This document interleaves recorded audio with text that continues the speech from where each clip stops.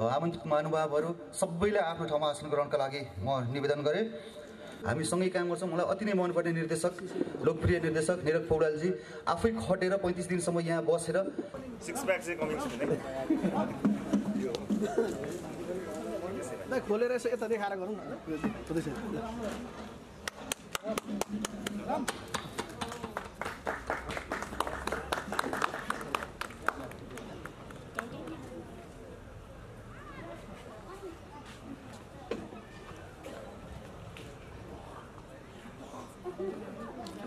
Thank you so much. कार्यक्रमको प्रमुख अतिथि अनि कार्यक्रमको सभाध्यक्ष। डिफिकल्ट थियो यहाँ बम्बईबाट यहाँ म आएको छु होइन, धेरै कुराहरू थियो, तर थ्याङ्क्स निरज अल टिम, राम्रोसँग बनेछ फिल्म। धेरै कुरा भन्दिनँ, बस फिल्म हेर्नु होला, then will talk. Thank you so much. मलाई एकदमै खुसी लागिरहेको छ। फाइनली हामीले यो प्रोजेक्ट सकायौँ अनि यो प्रोजेक्ट सकिन सबै टिम मेम्बरको हात छ होइन। सबैजनाले जस्तोसुकै सर्कमस्टान्सेसमा भए पनि आफ्नो बेस्ट दिनुभएको छ। सो मलाई एकदमै खुसी लागेको छ कि तपाईँहरूसँग काम गर्न पाएँ। अनि thank you to everybody who's been part of this project. And मेरो लागि पनि as an actor this has been such a blessing for me. अनि एकदमै रमाइलो भयो, राम्रो भयो। अहिले खुसी छु कि सकिएको छ। Thank you so much. हजुर नमस्ते यहाँहरू सबैलाई। सबभन्दा पहिला त धन्यवाद दिन चाहन्छु। हामीमाथि विश्वास गरिदिनु भयो यो क्यारेक्टरको लागि ठिक हुन्छ भन्ने, यसको लागि चाहिँ म एकदमै धन्यवाद दिन चाहन्छु। र त्यसपछि यो भनौँ न हाम्रो टिम जसले गर्दा हाम्रो फिल्म अब यसरी अब राम्रोसँग सकिएको छ, राम्रो फिल्म भएको छ जस्तो लाग्छ। सबै टिमको मेम्बरहरूलाई म एकदमै थ्याङ्क यू भन्न चाहन्छु। साँच्चै नै भित्रदेखि नै उहाँहरूले आफ्नो तर्फबाट पुरा कोसिस गर्नुभएको थियो र हामीले सायद त्यही अनुसार गर्न सक्यौँ। अनि यहाँको वासीहरू यो बिर्ता मोडमा जति पनि भेटेँ मैले, उहाँले आफ्नो तर्फबाट एकदमै कोसिस, एकदम राम्रो हेल्प गर्नुभएको छ जस्तो लाग्छ। जहाँ पनि गयौँ एकदमै राम्रो आदर सम्मानहरू दिनुभयो, जसले गर्दा हामी आफै अप्ठ्यारोमा पऱ्यौँ कि यति धेरै सम्मान अहिले मतलब अप्ठ्यारो छ अहिलेको समयमा। तर माया गरिदिनु भयो। यो ठाउँमा हामी इलाममा गयौँ, त्यहाँ पनि उत्तिकै माया पायौँ। त्यसको लागि धेरै धेरै धन्यवाद। Thank you so much. फिल्मको विषयमा त अब मेरो चरित्रको विषयमा उहाँले आफ्नो केही भनिदिनु भन्नुभएको थियो। यही समाजमै पाइने अब एउटा खालको चरित्र हो जस्तो लाग्छ। त्यति फरक कुरा यसमा केही पनि छैन। यही समाजकै एउटा पात्र हो जस्तो लाग्छ मलाई, जुन चाहिँ हामी सबैले, तपाईँहरूले पनि त्यसलाई देखेर फिल गर्न सक्नुहुन्छ कि मैले देखिरहेकै खालको क्यारेक्टर होला भन्ने। Thank you so much. यति नै भन्न चाहन्छु। धन्यवाद। एकदमै खुसी लाग्यो यो अवसरमा यहाँ जोडिन पाउँदा।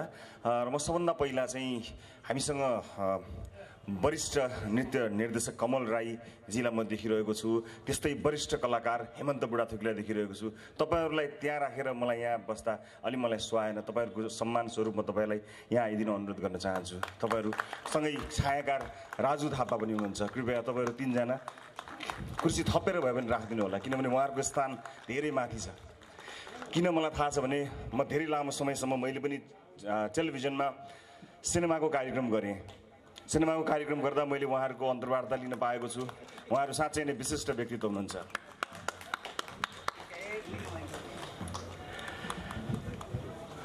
धेरै धन्यवाद। मिलिजुली बस्नुलाई केही छैन। म धेरै पुरानो ठाउँमा पुगेँ, धेरै पुरानो यादमा पुगेँ। धेरै वर्ष अगाडि सिने लहर भन्ने टेलिभिजन कार्यक्रम अलिकति लोकप्रिय थियो जस्तो लाग्छ मलाई। त्यसपछि त्यो सिनेमाको कार्यक्रम छोडेर मैले त्यो चाहिँ विशुद्ध सिनेमाको कार्यक्रम थियो। सिनेमा सम्बन्धी गीत सङ्गीत, सिनेमाको रिपोर्टिङ। त्यतिखेर मलाई नेपाली सिनेमाका सबै चिज थाहा हुन्थ्यो, म इन्साइक्लोपिडिया जस्तै थिएँ। तर बिचमा जब त्यसपछि म अर्को एउटा टेलिभिजन कार्यक्रम सुरु गरेँ मैले, यहाँको चलन भन्ने, त्यो चाहिँ एन्टरटेनमेन्ट मात्र थिएन। त्यसपछि त्यो चाहिँ अलिकति सामाजिक कुरा पनि आदि आदि गरेर चलाउनतिर बिस्तारै सुरु गरेको थिएँ। र पछि बिस्तारै सिनेमासँग सम्बन्धित कार्यक्रमभन्दा अब म बेग्लै कार्यक्रम चलाउन आइपुगेँ। तर म सम्झिन्छु सिनेमा सम्बन्धी कार्यक्रमहरू सञ्चालन गरेको र सिनेमा क्षेत्रमा योगदान दिएका विशिष्ट व्यक्तित्वहरूलाई। त्यस अर्थमा पनि नेपाली सिनेमा उद्योगले गर्दै गरेको यो प्रगति, हुँदै गरेको यो उन्नतिप्रति एकदमै खुसी लागेको छ।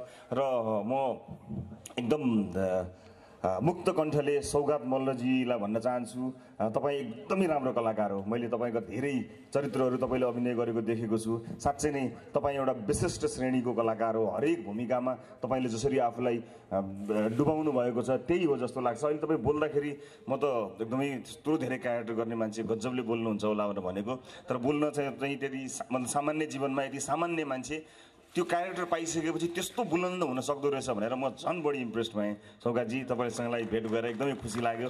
अनि म सृष्टिलाई धेरै शुभकामना दिन चाहन्छु। सौगात त्यति समय सिनेमामा त्यति बिताउनु भएको छैन होला, तर सौगातसँगको साथ सँगसँगै तपाईँको आगमनले तपाईँ नेपाली चलचित्र उद्योगलाई पनि तपाईँको योगदान बढी हुनेछ भन्ने चाहन्छु र तपाईँका चलचित्रहरू एकदम सफल होस्, मेरो एकदम मनैदेखि शुभकामना छ। र अब यो माइकल अधिकारी को चाहिँ डिस्ट्रिब्युटरमा भर्खरै निकिता पौडेलको नाम आयो मेरो श्रीमतीको, त्यस कारणले अब मैले श्रीमतीलाई रिप्रेजेन्ट गरे जस्तो भयो आज। र यो एउटा परिवार संलग्न भएको चलचित्र भएको हुनाले पनि म सहभागी छु, तर मैले बारम्बार यसका प्रोड्युसर निरक पौडेललाई विभिन्न भेटमा मैले बताइरहेको छु कि चलचित्रलाई अहिलेको समयअनुसार कसरी बनाउन सकिन्छ, दर्शकहरूको रुचिको विषय कसरी बनाउन सकिन्छ भन्ने कुरामा मेहनत गर्नुहोला भनेर मैले आफूले जानेको बुझेको कुरा, मैले अलिकति विषयवस्तु मात्र थाहा पाएको थिएँ, तर मैले आफूले जानेको आफूले बुझेको कुरा बताएको छु। र जहाँसम्म उहाँको तयारीलाई मैले एउटा परिवारको सदस्यको रूपमा हेरेको छु, यसभन्दा अघिल्लो पटकका चलचित्रहरूमा उहाँको तयारी कस्तो थियो, होमवर्क कस्तो थियो, त्यो म अहिले भन्न सक्दिनँ। तर यो चलचित्रमा मैले निरकलाई धेरै गम्भीर पाएको छु, धेरै सिरियस पाएको छु। र यहीँ पनि बसेर लामो समय उहाँले बिताउनु भयो। एक आफै कुशल निर्देशक, राम्रा चलचित्रहरू प्रस्तुत गरिसकेको, एउटा दुईवटा फ्लप पनि भएको हो, झुटो बोल्नु हुँदैन। जे होस्, भइरहेको एउटा अनुभवी निर्देशकले आफू ब्याकसिटमा बसेर निर्माता बनेर अर्को डिरेक्टरलाई आफ्नो प्रोजेक्ट ह्यान्डल गर्नु अथवा चलाउन दिनु भनेकै यो चलचित्र राम्रो बनाउनको निमित्त उहाँले आफ्नै भूमिका आफै डाइरेक्टर आफै गर्न सकिन्थ्यो, जबकि त्यति धेरै चलचित्र बनाइसक्नु भएको उहाँको सिनेमा उद्योगसँग सम्बन्धित उहाँको एउटा नसा नाभिसँग गाँसिएको यो उद्योग हो। उहाँको परिवारदेखि नै सुरु भएको यो जुन एउटा सिनेमा सम्बन्धी सिनेमाको कुरा उहाँले सानैदेखि सिक्दै आएको देख्दै आएको र निरक आफैमा एउटा एकदमै लोकप्रिय बाल कलाकार हो। कयौँ पटक बच्चाको राजेश हमाल बन्नुभएको छ, कयौँ पटक बच्चाको रमेश उप्रेती बन्नुभएको छ उहाँ। र त्यसरी सिनेमा आफ्नो रगतमै लिएर हुर्किएको, नाभिसँग जोडिएको सिनेमा उद्योगमा उहाँले होइन अरू यो विषयवस्तुलाई हेरेर सब्जेक्टले चाहिँ नि इन्सपायर गर्नुपर्छ भन्दछन्। मैले सिनेमा क्षेत्रका धेरै साथीहरूसँग गरेको सङ्गत अनुसार सब्जेक्टले माग्ने हो। म सिनेमा बनाउँछु भनेर ल बनाउन जाउँ न त भनेर म कहीँ घुम्न जान्छु भनेर गए जस्तो होइन। सिनेमामा सब्जेक्टले मागेको अनुसार कलाकार र सब्जेक्टले मागे अनुसार आफै डाइरेक्टर हुँदाहुँदै पनि उहाँले अर्को डाइरेक्टरलाई यो चाहिँ क्याप्टनसिप दिनुभयो।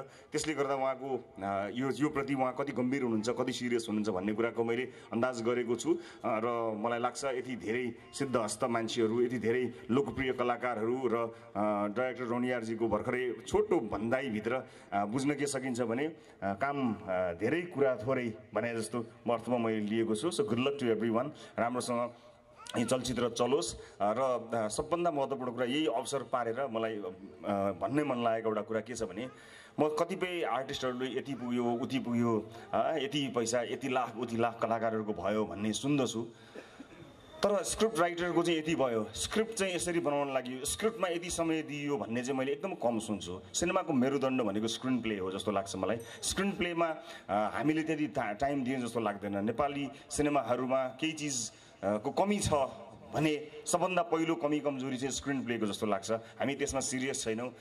चलेको आर्टिस्टलाई जति लाख दिन पनि हामी तयार छौँ, त्यो आर्टिस्टले चलाइहाल्छ सिनेमा भन्ने एउटा छ। त्यो सबैलाई त्यो लागु नहुन सक्छ होइन। कोही भाग्यमानी, कोही लक्की प्रड्युसर हुन सक्ला जसले चलेको कलाकार लिएर सिनेमा चलाए। तपाईँ पहिलो अनलक्की पनि बन्न सक्नुहुन्छ, तर तपाईँको स्क्रिप्ट, तपाईँको स्क्रिन प्ले राम्रो भयो भने तपाईँ अनलक्की हुनु पर्दैन, जहाँसम्म मलाई लाग्छ। म यसको विज्ञ त होइन, तर अलिकति जानेको बुझेको सुनेको मान्छेहरूसँग बसेको आधारमा मैले यति कुरा भन्ने दृश्यता गरेँ। बाँकी यो तपाईँहरूले जानेको पेसा हो, मैले जानेको पेसा होइन। मैले कुनै समय एउटा सिनेमाको कार्यक्रम सञ्चालन गर्दाखेरि त्यतिखेरका केही सिनेकर्मीहरूसँगको उठबस कुराकानीका आधारमा र कहिलेकाहीँ अझै पनि सिनेमा क्षेत्रसँग सम्बन्धित मेरा मित्रहरू हुनुहुन्छ। नायक रमेश उप्रेती मेरो प्रिय कलाकार हुनुहुन्छ। म उहाँलाई अत्यन्त सम्मान पनि गर्छु। उहाँ एक असल मानिस पनि हो। उहाँसँगको सङ्गतमा मैले सिनेमाका धेरै अपडेट्सहरू थाहा पाउने गरेको छु। त्यस्तै गायक रामकृष्ण ढकाल मेरो एकदमै अनन्य मित्र। उहाँहरू यस्ता साथीहरूको साथमा मैले केही अपडेटहरू लिन खोजेको छु र यस चलचित्रको प्रोडक्सन हेर्ने साथी मनोज केसी मेरो पुरानो साथी। म मनोज केसीजीलाई पनि बधाई दिन चाहन्छु। निरन्तरता उहाँको एकदमै धेरै छ। उहाँको योगदान धेरै छ नेपाली चलचित्र उद्योगमा। पहिला अवार्डहरू गर्दाखेरि मनोज केसीले दिएको अवार्ड त के लिनु र भनेर भन्थे, तर अहिले मनोज केसीको अवार्ड पनि मान्छेले शानले आफ्नो कोठामा सजाउन थालेका छन्। विजय भने त्यो हो, जित्ने एउटा खेलाडी, एउटा विनरको स्पिरिट चाहिँ त्यो हो। मनोज थ्याङ्क यू र एकदम बधाई पनि छ। र फेरि एकपटक एन्टायर टिमलाई, मैले त धेरै पो बोलिसकेको छु, थ्याङ्क यू। होल एन्टायर टिमलाई एकदमै मेरो शुभकामना छ। यो चलचित्र राम्रो भयो, राम्रो चल्यो भने एज अ डिस्ट्रिब्युटर निकिताले पनि अलिकति पैसा कमाउँछन्। त्यस कारणले अलिकति मेरो लोभ त्यहाँ पनि छ। खैर यो भन्नका लागि भनिएको कुरा हो। तर चलचित्र राम्रो बनेको छ भने चल्छ, नचल्ने कुरै छैन। राम्रो बनेको छैन भने टाउको फोडेर पनि चल्दैन। कहिलेकाहीँ लक अनलक आफ्नो ठाउँमा हुन्छ, तर पहिला चलचित्र राम्रो चाहिँ बनाउनै पर्छ। भर्खरै सुटिङ सकिएको छ, पोस्ट प्रोडक्सनका कति कामहरू छन्, त्यो एकदमै धेरै राम्रोसँग अलिकति कम्प्रोमाइज नगरिकन गरियो भने चलचित्र चल्नेछ भन्ने मैले आशा गरेको छु। म चलचित्र हेरिदिनु होला, आइदिनु होला, गरिदिनु होला भनेर प्रचारमा जान म चाहन्न। राम्रो बनेको छ भने चलचित्र चल्छ। कसैले अनुनय विनय गर्नु पनि पर्दैन। यो टिम मात्र होइन, कसैलाई पनि म फ्युचरमा जति प्रचार प्रसारमा समय र पैसा खर्च हुन्छ त्यति नै स्क्रिन प्लेमा खर्च गर्नुहोस् भन्ने मेरो सल्लाह पनि, नमागेको सल्लाह दिँदै बिदा चाहन्छु। नमस्ते।